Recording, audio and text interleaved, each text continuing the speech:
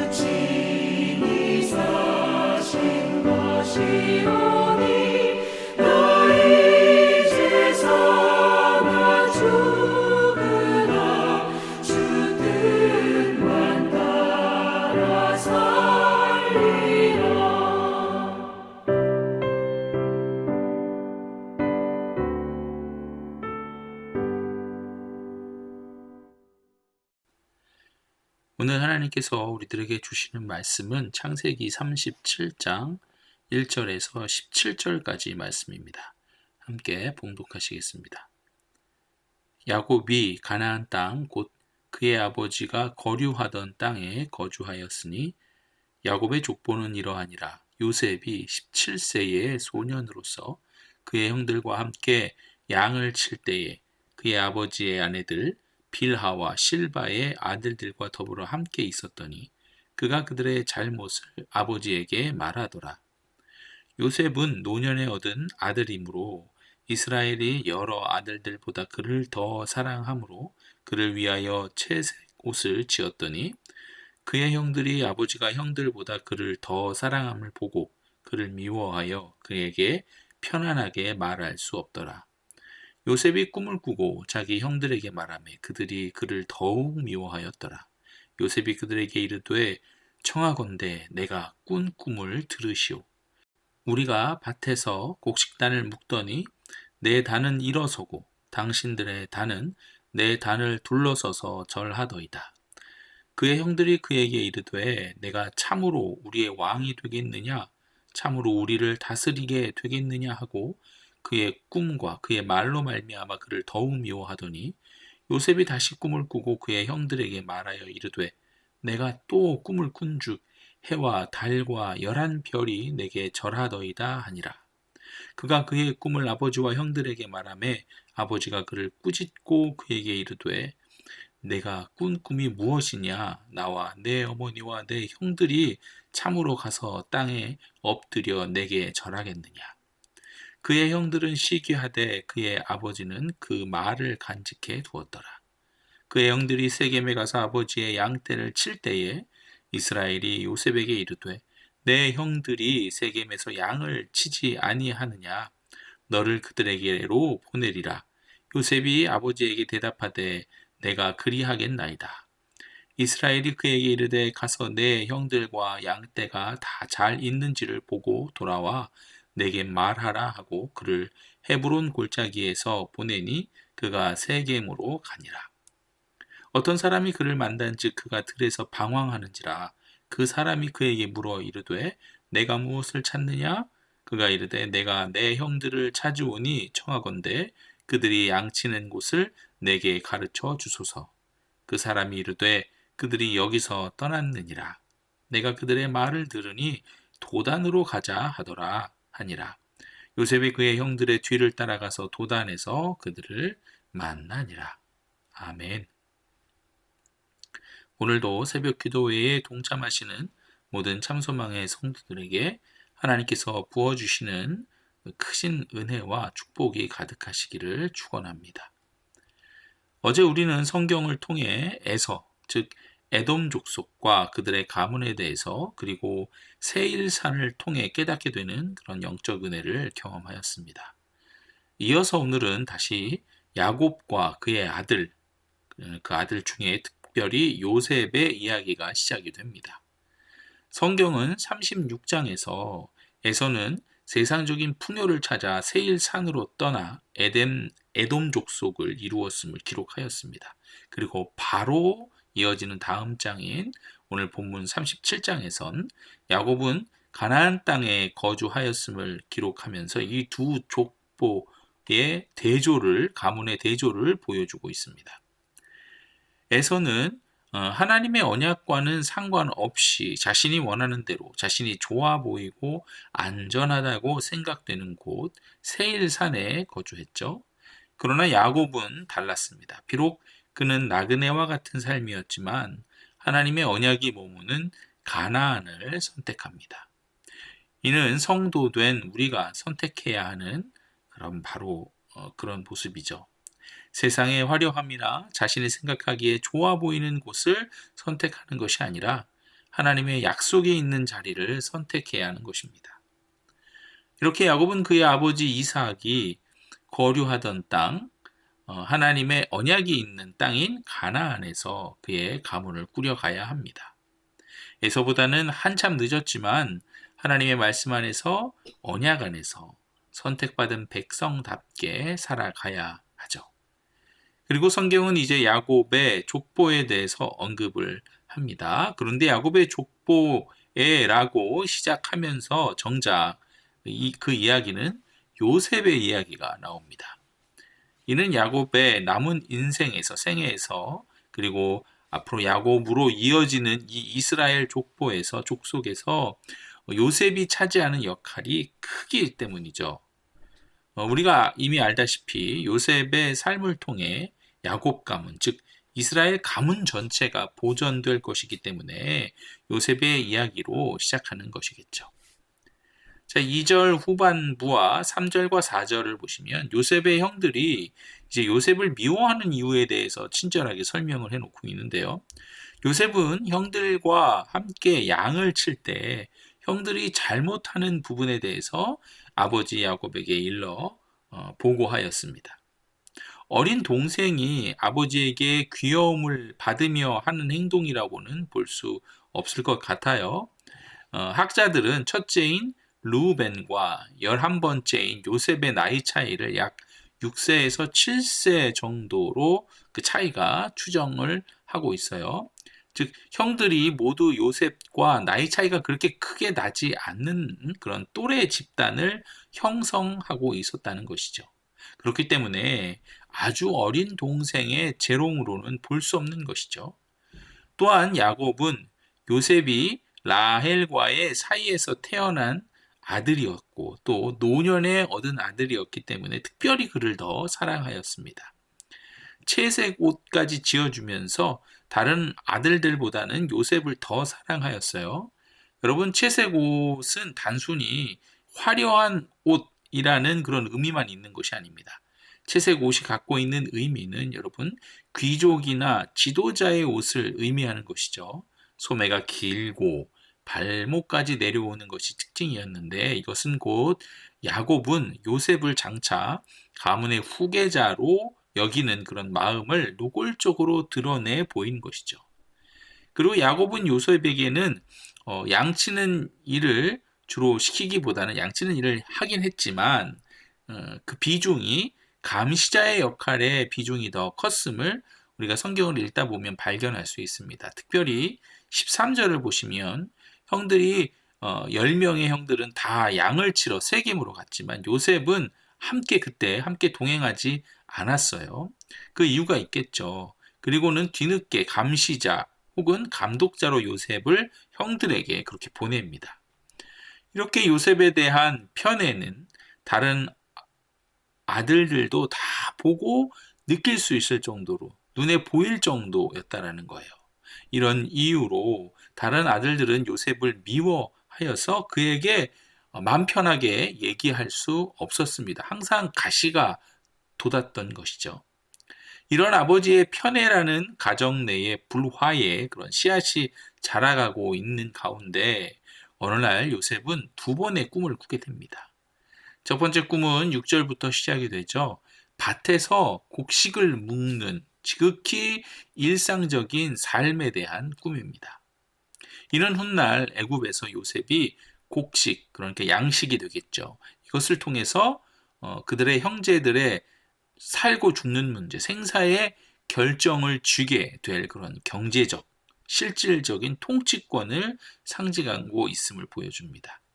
내 다는 일어서고 당신들의 다는 절하더이다. 여기서 일어서다는 히브리어로 보면 우뚝 서 있는 상태를 유지한다 이런 뜻입니다. 요셉의 권위가 일시적이지 않은 것임을 암시하는 것이죠. 자, 두 번째 꿈은 이제 해, 달, 별입니다. 그리고 그 무대는 땅 아래 곧 밭에서 이제는 우주, 천상으로 확장이 되죠. 이것은 권위의 대상이 형제들을 넘어서 부모를 포함한 가문 전체, 나아가서는 이스라엘이라는 큰 공동체로 확대됨을 의미하고 있는 것입니다. 창세기 41장 32절에서 언급됐듯이 꿈이 겹쳐서 반복되어 나타나는 것은 하나님이 이 일을 정하셨고 속히 행하실 것이라는 강력한 계시인 것이죠. 이러한 요셉의 꿈에 대한 형제들의 반응도 살펴보면 사실 형제들은 요셉의 꿈이 갖는 상징적인 의미를 즉각적으로 그들은 파악했습니다. 8절에서 이야기하죠. 참으로 우리를 다스리게 되겠느냐 하고 요셉에게 따져 묻습니다. 형제들은 그 꿈이 의미하는 바를 바로 알아차렸지만 그들은 이를 하나님의 뜻으로는 받아들일 수는 없었습니다. 막내 동생의 교만이나 아버지의 편애로 인한 그러니까 요셉의 망상이다 이렇게 생각을 한 것이죠. 아버지의 편애가 요셉을 망상까지 꾸게 되는 그런 아이로 만들었구나라고 하며 비웃게 되고 이 비웃음은 요셉을 시기하는 마음으로 자라게 됩니다. 여러분, 시기라는 감정은요, 분노라는 감정을 포함하고 있습니다. 이는 과거 가인이 아벨을 바라보던 그 어두운 마음과 같은 것이죠. 그러나 아버지 야곱은 아들들과는 다른 태도를 보였어요. 처음에는 요셉을 꾸짖기도 했지만 요셉의 꿈 이야기를 그의 마음에 담아 두었습니다. 야곱은 과거 베델에서 사닥다리 꿈을 통해서 하나님을 만났던 사람이죠. 이는 이 꿈이 요셉의 어떤 상상력, 망상이 아니라 하나님이 개입하고 계신다는 영적인 좀 징조임을 어렴풋이 아마도 직감했던 것 같습니다. 자, 요셉의 꿈은 형들에게 있어서는 시기의 대상이 되고 비웃음과 조롱의 이야기가 되었지만, 사실 여러분 가만히 묵상을 하시면 요셉에게는 감당하기 힘든 하나님이 주신 비전 그리고 사명이었습니다. 압도적인 무게를 요셉은 아마도 느꼈을 거예요. 자기의 단은 일어서고 다른 단들이 자기를 향해 절하고 해와 달과 11별이 자신을 향해서 절을 하는 그 꿈이 마냥 즐겁고 신나는 꿈일 수는 없었을 것입니다. 왜냐? 요셉의 특징을 보면 후에 요셉이 보디발의 집과 감옥에서 보여준 그 요셉의 탁월한 위기 관리 능력과 어떤 행정적 지혜, 이런 것은 하루아침에 형성된 것이 아닙니다. 이미 요셉은 17세라는 나이예요. 17세의 요셉은 단순히 채색 옷의 화려함에 취해 있던 그런 응석쟁이가 아니라는 것이죠. 자신에게 임한 꿈, 곧 계시의 무게를 그의 삶의 앞으로의 고난 속에서 여전히 하나님을 붙들고 있는 그의 삶을 보면 그 하나님의 계시의 무게를 어느 정도는 요셉이 느꼈을 가능성이 크다는 것이죠. 요셉은 그의 꿈을 자랑 삼아 이야기한 것이 아닐 것입니다. 도저히 그 꿈이 오히려 혼자서는 감당할 수 없는 그런 크기, 신적 계시와 같은 그런 압도감 때문에 형들과 아버지에게 그 꿈을 이야기했으리라 생각이 드는 것이죠.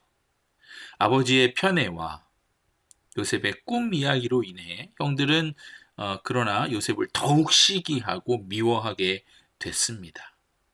이제 12절 말씀부터 한번 보겠습니다. 여기서 세겜이라는 지역이 다시 등장을 하는데요. 여러분, 세겜은 어떤 지역입니까? 야곱 가문에게 있어서는 매우 위험한 곳이었죠.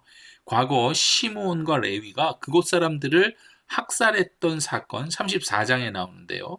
이 사건 때문에 주변 부족들이 보복이 두려운 지역이었습니다. 그런 위험한 곳에 있는 형들이 양떼를 치고 있었던 것이죠. 그러므로 그들의 안부를 확인하기 위해 야곱은 요셉을 보낸 것입니다. 헤브론에서 세겜까지는 걸어서 며칠이 걸리는 그런 긴 거리였어요. 그냥 잠시 가서 형들이 한번 잘하고 있는지 한번 이렇게 쓱 보고 아버지에게 보고하는 그런 단순한 일이 아니었다라는 것입니다. 형들은 같이 움직여서 그곳까지 갔지만, 그러나 요셉은 혼자 가야만 하는 그런 고된 여정의 길이었어요. 그리고 이제 요셉은 세겜에 도착했습니다. 그러나 양떼를 치는 형들은 보이지 않았죠. 며칠에 걸쳐서 왔는데 형들이 없다고 그냥 돌아갈 수 있는 문제가 아니었습니다. 그래서 요셉은 형들을 찾아서 들에서 방황하게 됩니다. 때마침 어떤 사람이 요셉에게 형들이 도단에 갔다라는 것을 알려주었고, 요셉은 드디어 도단에서 형들을 만나게 됩니다. 자, 여기까지가 오늘 본문 말씀이었죠. 그 이후로부터는 참 어마어마한 일들이 사건이 기다리고 있습니다. 자, 성도 여러분, 많은 이들은 요셉의 꿈을 성공, 나의 높아짐, 이런 걸로 오해하며 나도 그런 꿈을 꾸고 싶다, 품고 싶다, 하나님이 나에게 그런 꿈을 허락하셨으면 좋겠다라고 오해를 한다는 것입니다. 그러나 여러분, 요셉에게 있어 그 꿈은 철없는 소년의 자랑거리가 아니었습니다. 훗날 아까도 말씀드렸지만 보디발의 집과 감옥에서 보여준 그의 한결같은 신중함, 지혜를 한번 떠올려 보십시오. 그는 자신이 본 비전이 단순한 특권이 아니라 감당하기 힘든 하나님의 그런 압도적인 계획임을 아마도 그는 본능적으로 직감했을 것입니다.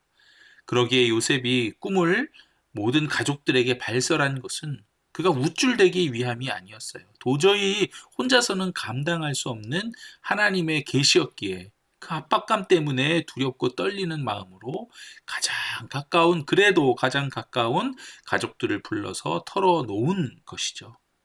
성경의 다른 위대한 비전가들도 모두 그러했습니다.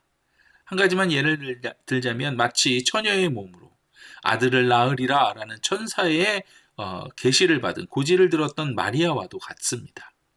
마리아는 그 소식이 가져올 사회적인 매장과 고난을 알았을 거예요. 그녀는 그 비전의 무게를 알았기 때문에 주의 여종이오니 말씀대로 내게 이루어지리다 하고 고백하며 자신의 전 생애를 그 고단의 제단 위에 던졌습니다.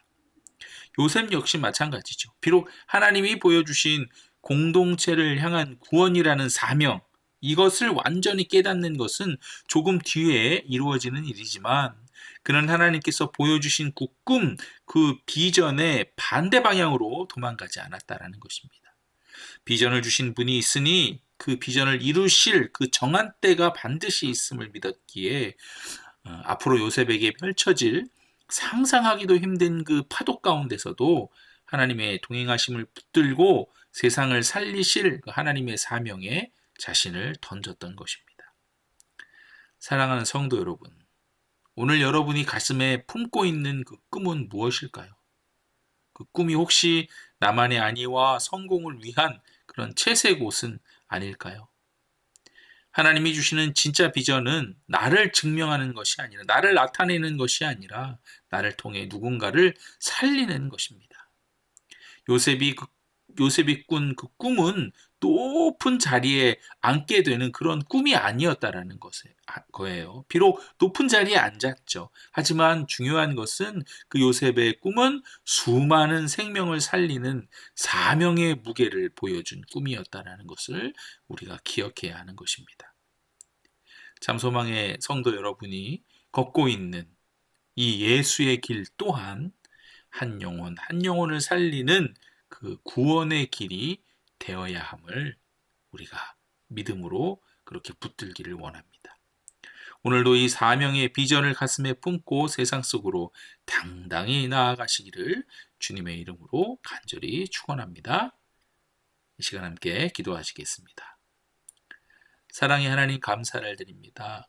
오늘 요셉이 꾼 꿈이 단순한 개인의 영광이 아닌 공동체를 살리는 거룩한 사명의 무게임을 깨닫습니다. 많은 사람들이 나를 향해 절을 하는 위치에 서게 되는 것을 기대하며 기도하는 그런 자가 아니라 민족을 살리고 죽어가는 영혼들을 살릴 수 있는 사명을 품은 자로 우리가 서게 하여 주시옵소서. 오늘 하루도 우리 참소망의 모든 성도들을 통해 수많은 생명들이 주 예수 그리스도의 복음의 소식을 듣게 하시고 주님께로 돌아오는 역사를 보게 하여 주시옵소서. 우리 삶의 진정한 비전이 되시는 참 좋으신 그 예수 그리스도의 이름으로 기도드리옵나이다. 아멘.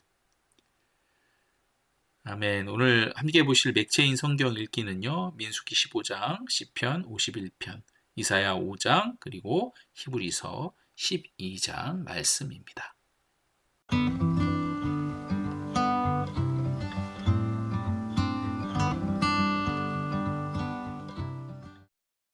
제 15장. 여호와께서 모세에게 말씀하여 이르시되 이스라엘 자손에게 말하여 그들에게 이르라. 너희는 내가 주어 살게 할 땅에 들어가서 여호와께 화제나 번제나 서원을 갚는 제사나 낙헌제나 정한 절기제에 소나 양을 여호와께 향롭게 드릴 때 그러한 헌물을 드리는 자는 고온가루 10분의 1에 기름 4분의 1 흰을 섞어 여호와께 소제로 드릴 것이며, 번제나 다른 제사로 드리는 제물이 어린 양이면 전제로 포도주 4분의 1 흰을 준비할 것이요, 순양이면 소제로 고온가루 10분의 2에 기름 3분의 1 흰을 섞어 준비하고 전제로 포도주 3분의 1 흰을 드려 여호와 앞에 향기롭게 할 것이요, 번제로나 서원을 갚는 제사로나 화목제로 소송아지를 예비하여 여호와께 드릴 때에는 소제로 고온가루 10분의 3 에바에 기름 반 흰을 섞어 그 수송아지와 함께 드리고 전제로 포도주 반 흰을 드려 여호와 앞에 향기로운 화제를 삼을지니라. 수송아지나 순양이나 어린 순양이나 어린 염소에는 그 마리수마다 위와 같이 행하되 너희가 준비하는 수요를 따라 각기 수요에 맞게 하라. 누구든지 본토 소생이 여호와께 향기로운 화제를 드릴 때에는 이 법대로 할 것이요. 너희 중에 거류하는 타국인이나 너희 중에 대대로 있는 자나 누구든지 여호와께 향기로운 화제를 드릴 때에는 너희가 하는 대로 그도 그리할 것이라.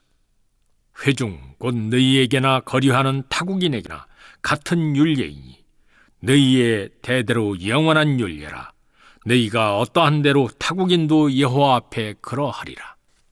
너희에게나 너희 중에 거류하는 타국인에게나 같은 법도 같은 규례이니라. 여호와께서 모세에게 말씀하여 이르시되 이스라엘 자손에게 말하여 이르라.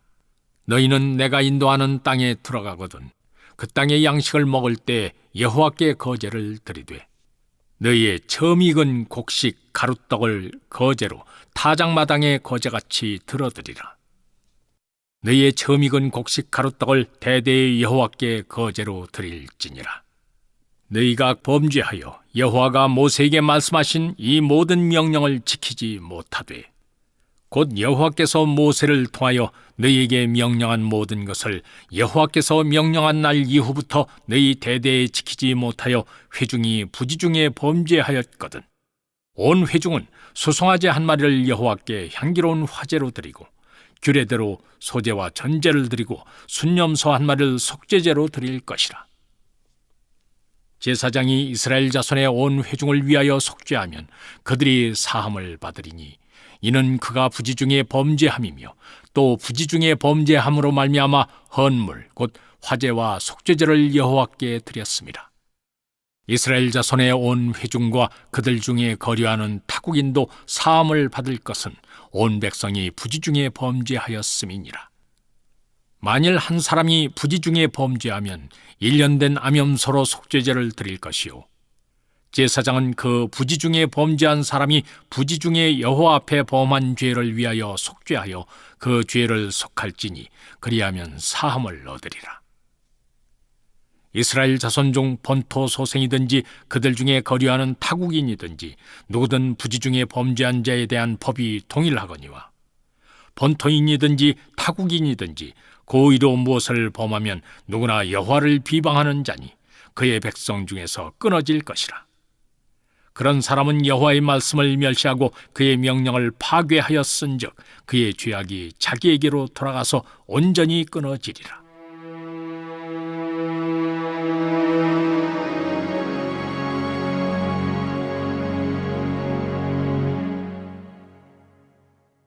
이스라엘 자손이 광야에 거류할 때 안식일에 어떤 사람이 나무하는 것을 발견한지라. 그 나무하는 자를 발견한 자들이 그를 모세와 아론과 온 회중 앞으로 끌어왔으나 어떻게 처치할는지 지시하심을 받지 못한 고로 가두었더니 여호와께서 모세에게 이르시되 그 사람을 반드시 죽일지니 온 회중이 진영 밖에서 돌로 그를 칠지니라. 온 회중이 곧 그를 진영 밖으로 끌어내고 돌로 그를 쳐 죽여서 여호와께서 모세에게 명령하신 대로 하니라. 여호와께서 모세에게 말씀하여 이르시되 이스라엘 자손에게 명령하여 대대로 그들의 옷단귀에 술을 만들고 청색끈을 그 귀의 술에 더하라. 이 술은 너희가 보고 여호와의 모든 계명을 기억하여 준행하고 너희를 방종하게 하는 자신의 마음과 눈의 욕심을 따라 음행하지 않게 하기 위함이라. 그리하여 너희가 내 모든 계명을 기억하고 행하면 너희의 하나님 앞에 거룩하리라. 나는 여호와 너희 하나님이라. 나는 너희의 하나님이 되려고 너희를 애굽 땅에서 인도해 내었느니라. 나는 여호와 너희의 하나님이니라. 시편 51편. 하나님이여, 주의 인자를 따라 내게 은혜를 베푸시며 주의 많은 긍휼을 따라 내 죄악을 지어주소서. 나의 죄악을 맑게 씻으시며 나의 죄를 깨끗이 제하소서. 물은 나는 내 죄가를 아오니 내 죄가 항상 내 앞에 있나이다. 내가 주께만 범죄하여 주의 목전에 악을 행하였사오니 주께서 말씀하실 때에 의로우시다 하고 주께서 심판하실 때에 순전하시다 하리이다. 내가 죄악 중에서 출생하였으며 어머니가 죄 중에서 나를 잉태하였나이다. 보소서, 주께서는 중심이 진실함을 원하시오니 내게 지혜를 은밀히 가르치시리이다. 우슬초로 나를 정결하게 하소서. 내가 정하리이다. 나의 죄를 씻어주소서. 내가 눈보다 희리이다. 내게 즐겁고 기쁜 소리를 들려주시사 주께서 꺾으신 뼈들도 즐거워하게 하소서.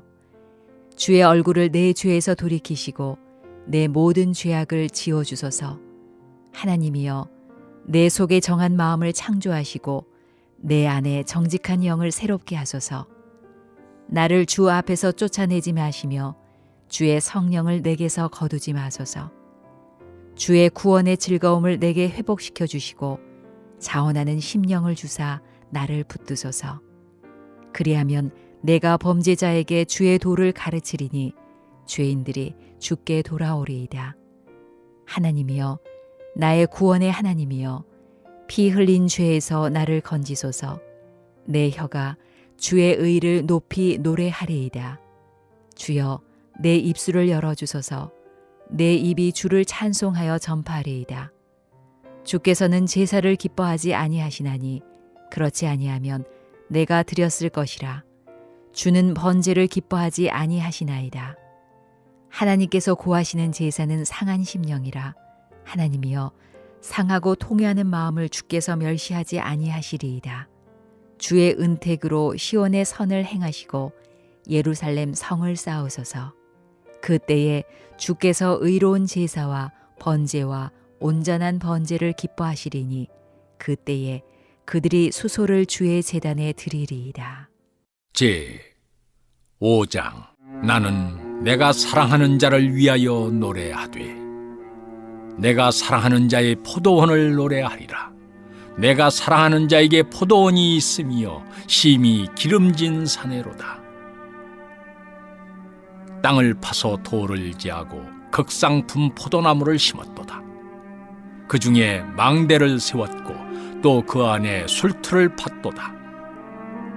좋은 포도 맺기를 바랐더니 덜 포도를 맺었도다. 예루살렘 주민과 유다 사람들아, 구하노니 이제 나와 내 포도원 사이에서 사리를 판단하라.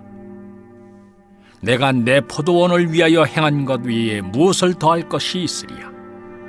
내가 좋은 포도 맺기를 기다렸거늘 덜 포도를 맺으면 어찌 됨인고. 이제 내가 내 포도원에 어떻게 행할지를 너희에게 이르리라. 내가 그 울타리를 걷어 먹힘을 당하게 하며 그 담을 헐어 짓밟히게 할 것이요, 내가 그것을 황폐하게 하리니 다시는 가지를 자름이나 북을 돋우지 못하여 찔레와 가시가 날 것이며, 내가 또 구름에게 명하여 그 위에 비를 내리지 못하게 하리라 하셨으니. 무릇 만군의 여호와의 포도원은 이스라엘 족속이요 그가 기뻐하시는 나무는 유다 사람이라. 그들에게 정의를 바라셨더니 도리어 포악이요 그들에게 공의를 바라셨더니 도리어 부르짖음이었도다.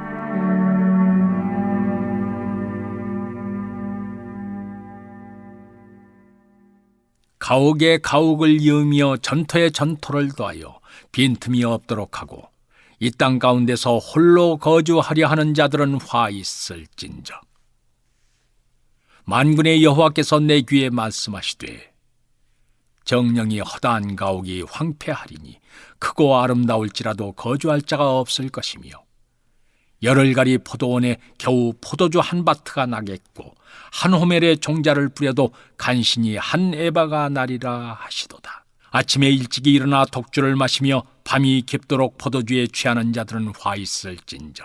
그들이 연회에는 수금과 비파와 소고와 피리와 포도주를 갖추었어도 여호와께서 행하시는 일에 관심을 두지 아니하며 그의 손으로 하신 일을 보지 아니하는도다. 그러므로 내 백성이 무지함으로 말미암아 사로잡힐 것이요 그들의 귀한 자는 굶주릴 것이요 무리는 목마를 것이라. 그러므로 서울이 욕심을 크게 내어 한량없이 그 입을 벌린즉 그들의 화로움과 그들의 많은 무리와 그들의 떠드는 것과 그 중에서 즐거워하는 자가 거기에 빠질 것이라. 여느 사람은 구풀이고 존귀한 자는 낮아지고 오만한 자의 눈도 낮아질 것이로되 오직 만군의 여호와는 정의로우심으로 높임을 받으시며 거룩하신 하나님은 공의로우심으로 거룩하다 일컬음을 받으시리니 그때에는 어린 양들이 자기 초장에 있는 것 같이 풀을 먹을 것이요 유리하는 자들이 부자의 버려진 밭에서 먹으리라. 거짓으로 끈을 삼아 죄악을 끌며 수레줄로 함같이 죄악을 끄는 자는 화 있을진저. 그들이 이르기를 그는 자기의 일을 속속히 이루어 우리에게 보게 할 것이며 이스라엘의 거룩한 이는 자기의 계획을 속히 이루어 우리가 알게 할 것이라 하는도다. 악을 선하다 하며 선을 악하다 하며 흑암으로 광명을 삼으며 광명으로 흑암을 삼으며 쓴 것으로 단 것을 삼으며 단 것으로 쓴 것을 삼는 자들은 화 있을진저. 스스로 지혜롭다 하며 스스로 명철하다 하는 자들은 화 있을진저. 포도주를 마시기에 용감하며 독주를 잘 빚는 자들은 화 있을진저. 그들은 뇌물로 말미암아 악인을 의롭다 하고 의인에게서 그 공의를 빼앗는도다. 이로 말미암아 불꽃이 그루터기를 삼킴같이 마른 풀이 불 속에 떨어짐같이 그들의 뿌리가 썩겠고 꽃이 티끌처럼 날리리니 그들이 만군의 여호와의 율법을 버리며 이스라엘의 거룩하신 이의 말씀을 멸시하였음이라. 그러므로 여호와께서 자기 백성에게 노를 바라시고 그들 위에 손을 들어 그들을 치신지라. 산들은 진동하며 그들의 시체는 거리 가운데 분토같이 되었도다. 그럴지라도 그의 노가 돌아서지 아니하였고 그의 손이 여전히 펼쳐져 있느니라. 또 그가 기치를 세우시고 먼 나라들을 불러 땅끝에서부터 자기에게로 오게 하실 것이라. 보라, 그들이 빨리 달려올 것이로되 그 중에 곤핍하여 넘어지는 자도 없을 것이며 조는 자나 자는 자도 없을 것이며 그들의 허리띠는 풀리지 아니하며 그들의 들매끈은 끊어지지 아니하며 그들의 화살은 날카롭고 모든 활은 당겨졌으며 그들의 말굽은 부싯돌 같고 병거 박히는 회오리바람 같을 것이며 그들의 부르짖음은 암사자 같을 것이요 그들의 소리지름은 어린 사자들과 같을 것이라. 그들이 부르짖으며 먹이를 움켜 가져가 버려도 건질 자가 없으리로다. 그날에 그들이 바다 물결 소리같이 백성을 향하여 부르짖으리니 사람이 그 땅을 바라보면 흑암과 고난이 있고 빛은 구름에 가려서 어두우리라. 히브리서 12장.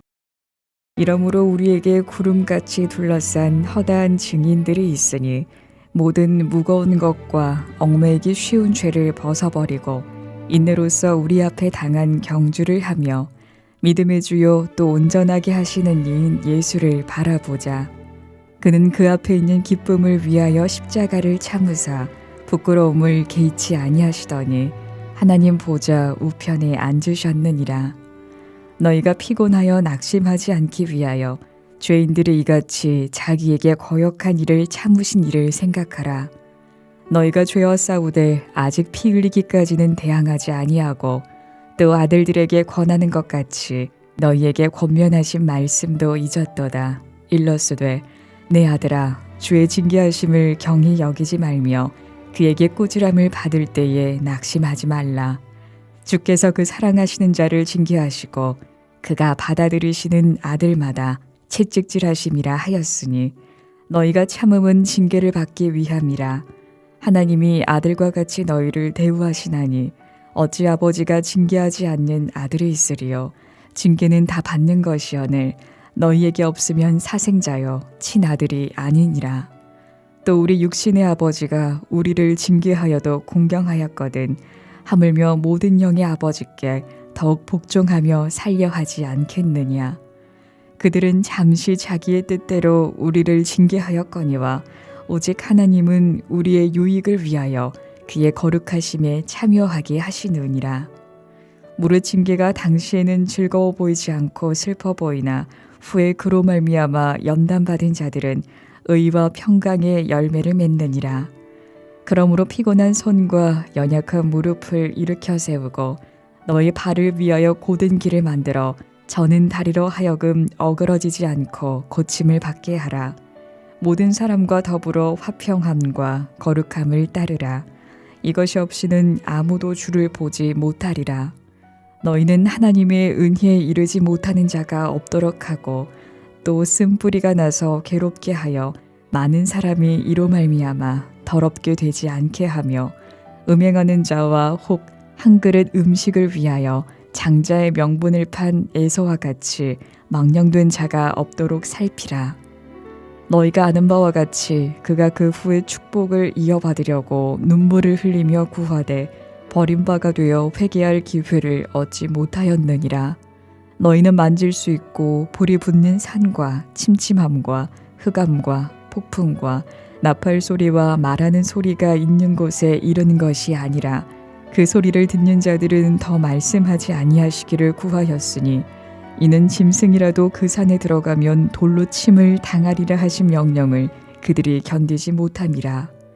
그 보이는 바가 이렇듯 무섭기로 모세도 이르되 내가 심히 두렵고 떨린다 하였느니라. 그러나 너희가 이른 곳은 시온산과 살아계신 하나님의 도성인 하늘의 예루살렘과 천만 천사와 하늘에 기록된 장자들의 모임과 교회와 만민의 심판자이신 하나님과 및 온전하게 된 의인의 영들과 새 언약의 중보자이신 예수와 및 아벨의 피보다 더 나은 것을 말하는 뿌린 피니라. 너희는 삼가 말씀하신 일을 거역하지 말라. 땅에서 경고하신 일을 거역한 그들이 피하지 못하였거든 하물며 하늘로부터 경고하신 일을 배반하는 우리일까 보냐. 그때에는 그 소리가 땅을 진동하였거니와 이제는 약속하여 이르시되 내가 또 한 번 땅만 아니라 하늘도 진동하리라 하셨느니라. 이 또 한 번이라 하심은 진동하지 아니하는 것을 영존하게 하기 위하여 진동할 것들 곧 만드신 것들이 변동될 것을 나타내심이라. 그러므로 우리가 흔들리지 않는 나라를 받았은즉 은혜를 받자 이로 말미암아 경건함과 두려움으로 하나님을 기쁘시게 섬길지니 우리 하나님은 소멸하는 불이심이라.